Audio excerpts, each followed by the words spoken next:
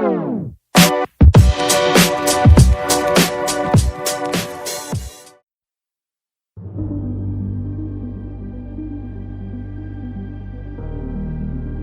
पिछले एपिसोड में हमने देखा हल्क ने एल पासो में 17 लोगों की जान ले ली थी, इसलिए वो स्पेस में अपना ठिकाना ढूंढ रहा था। लेकिन तभी उसे थॉर रोक लेता है और ये लोग ब्लैक हैंड ऑफ गॉड पर आ गिरते हैं और अब थॉर वर्सेस हल्क होने वाला है। और ये स्टोरी कॉस्मिक किंग थॉर की ही स्टोरी लाइन के साथ साथ चल रही है, तो इसे मिस तो बिल्कुल भी मत करना। अब आगे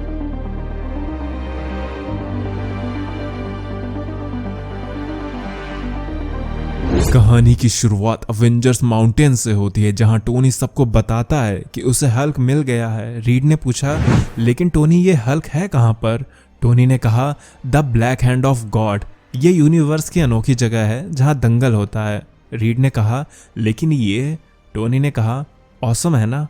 रीड ने कहा, नहीं, मैं तो इसे टेरिफाइंग कहूंगा। लेकिन ये तुम इतना श्योर कैसे हो? तुमने हल्क को ढूंढा कैसे? टोनी ने कहा, मेरे पास डीप स्पेस में सैटेलाइट का एक नेटवर्क सिस्टम है जो कि स्पेस में मेरी आंख और कान की तरह काम करता है। अभी कल ही मैंने स्पेस में एक साउंड सुनी जिसकी वाइब्रेशनल फ्रीक्वेंसी इतनी ज़्यादा थी कि उसने मेरे स्पेस बेबीज को फ्राई करके रख दिया। पर मैंने उन वॉइसेस को ट्रायंगुलेट किया और उसको डिकोड कर ही दिया। जानते हो रीड, वो आवाज़ें क्या थीं? वो आवाज़ थी हल्क स्मैश। तो रीड कहता है, ये तो काफी इंप्रेसिव है टोनी, मैं तुम्हें डिसरिस्पेक्ट नहीं कर रहा, लेकिन तुम इतने आगे चले जाओगे ये मुझे नहीं पता था कि तुम्हारे पास डीप स्पेस में भी रिसोर्सेज मौजूद हैं। टोनी ने कहा, मैं मजाक कर रहा था रीड, मेरे पास ऐसा कोई भी स्पेस सिस्टम मौजूद नहीं है, मुझे तो थॉर के कौओं ने ये सब बताया। रीड ने कहा, क्या कौओं ने बताया? और पलट कर देखा तो स्पाइडी के शोल्डर पर थॉर के रेवेंस बैठे हुए थे। ओ टोनी, तुम ये मजाक करना कब बंद करोगे? तभी कैप्टन वहां आ गए। उन्होंने कहा, अगर थॉर हल्क से लड़ने में एंगेज है तो यही मौका है, हमें उसे कंट्रोल में लेना होगा। टोनी ने कहा, ना, मैं तो उससे जाकर लड़ने वाला हूँ। कैप्टन ने कहा, बिल्कुल भी नहीं। टोनी ने कहा, मैं कोई आपसे परमिशन नहीं मांग रहा कैप्टन, आप मेरी बात समझ नहीं रहे हैं। उसने मुझे लगभग मार ही दिया था, वो मेरा आर्मर चीर कर रख चुका था। आप भूल गए उसने मेरे साथ माउंट वंडागोर पर क्या किया था। ये अब थोड़ा पर्सनल हो चुका है कैप, इसलिए आप मुझे रोकने की कोशिश ना करें। मैं कब से इसी पल का इंतजार कर रहा था कि मैं हल्क के पिछवाड़े को अच्छे से खुरच सकूं। कैप ने कहा, टोनी, क्या तुम इस वक्त यहाँ हो भी या नहीं? टोनी ने कहा, आपको क्या लगता है कैप कि मैं इस तरह की मीटिंग में भी कभी मौजूद होता भी हूँ या नहीं? सॉरी कैप, बट मैं आपको कहीं और मिलता हूँ। इतना कहते ही कहीं जंगल से एक आर्मर लॉन्च होता है। वहीं दूसरी तरफ ओडेन बैनर को मुक्का मारते हुए कहते हैं, मैं कोई मैन ऑफ साइंस नहीं हूँ ब्रूस बैनर, इसलिए तुमने ये जो कुछ भी बना रखा है इसे बंद करो। मैं इस मॉन्स्टर को चाहूँ तो अभी नीचे गिरा सकता हूँ और जरूरत पड़ने पर मैं वो करूँगा भी। ब्रूस कहता है, तुम कोई मैन नहीं हो, तुम बस एक घोस्ट हो जो कि मेरे घर में घुस आया है। और ओडेन को वायर से बांधने लगता है। बाहर थॉर पूछता है, बैनर, क्या तुम ठीक हो?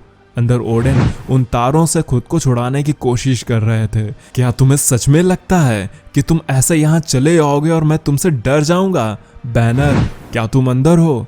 तुम भले ही पावरफुल हो ओल्ड मैन, लेकिन यहाँ अंदर मैं गॉड हूँ। ब्रूस ऑटो डिफेंस को ऑन कर देता है जिससे हल्क थॉर पर गोलियां बरसाना शुरू कर देता है, लेकिन तभी ओडेन ब्रूस को एक किक मारते हैं। ब्रूस दूर जा गिरता है। जब तक ब्रूस कुछ समझ पाता, ओडेन उसके गले को तार से पकड़कर दबाने लगते हैं। तुमने मुझे क्या बोला था? एक घोस्ट हूं मैं? हाँ। वहां बाहर थॉर भी हल्क के सिर पर अपना सिर दे मारता है, जिससे ब्रूस को भी वो पेन फील होता है क्योंकि ब्रूस ने हैप्टिक सूट पहना था और वो हल्क की बॉडी से डायरेक्ट जुड़ा था। इसलिए थॉर के हिट की वजह से ब्रूस बेहोश हो जाता है। बैनर उठो, ये तुम मुझे कहां पर लेकर आए हो? हम कहां पर हैं? बैनर ने कहा,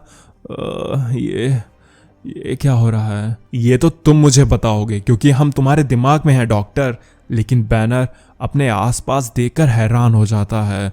वो कहता है, नहीं, ओ गॉड, ये नहीं हो सकता। हम एल पासो में हैं। ये वही जगह है जहां ये सब हुआ था। मुझे यहाँ नहीं होना चाहिए था। मैंने अपनी इस याद को लॉक कर दिया था। मैं इसे दोबारा नहीं देखना चाहता। ओडेन ने कहा, लेकिन अब तुम्हारे डिफेंसेस डाउन हो चुके हैं बैनर, इसलिए तुम एक्सपोज्ड हो चुके हो। लेकिन यहाँ हुआ क्या था और तुम किस चीज से इतना डर रहे हो? तब हम देखते हैं ब्रूस की वो मेमोरी को जिसमें वो एल पासो में आया था। जब ब्रूस उस रेस्टोरेंट में आया तब वो एकदम शांत था, उसके मन में कोई भी आवाज़ गूंज नहीं रही थी। वो आया और चुपचाप अपना लैपटॉप टेबल पर रखकर काम करने लगा। लेकिन तभी एक आदमी गलती से ब्रूस के लैपटॉप पर वाइन का ग्लास गिरा देता है। हे ये तुमने क्या कर दिया? I am sorry bro. लेकिन तभी कुछ हुआ। ब्रूस को वो आवाज, वो सब कुछ फिर से फील हुआ, लेकिन इस बार वो शोर उसके अंदर नहीं था। जब मैंने उस आदमी के शोल्डर पर हाथ रखा तब उसकी स्किन जल रही थी और वो गुस्से से हरा बन चुका था। वो हल्क बन चुका था। उसने मुझे फेंक दिया और फिर वो फैलना शुरू हो गया जैसे वो कोई इन्फेक्शन हो या कोई वायरस था। वहां मौजूद सब लोग हल्क में बदलने लगे थे।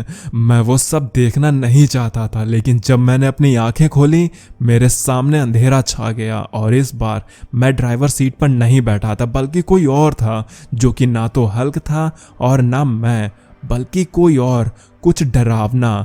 मैं हेल्पलेस था और उसके बाद मैंने क्या किया? मैं बस अपनी ही बॉडी में कैद था। वहाँ लोगों को मार रहा था, उसकी बॉडी से दिल को चीर कर रख दिया, उनकी हड्डियों को तोड़ दिया, उनको कच्चा चबा गया, किसी का हाथ फाड़ के अलग कर दिया तो किसी को उठाकर जमीन पर दे मारा। वहां पर बस कोई चीज गरज रही थी और मुझसे ये सब करवा रही थी। मैं उसके लिए सॉरी था।